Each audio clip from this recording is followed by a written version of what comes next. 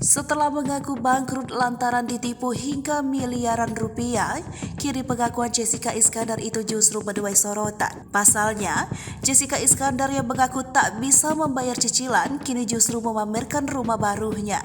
Jessica Iskandar bahkan membagikan momen perayaan syukuran di rumah barunya. Lantaran itu, status miskin pun tampak disinggung netizen kepada Jessica Iskandar. Kehidupan jedar sapaan Jessica Iskandar sempat disorot manakala ia ditipu rekan bisnisnya.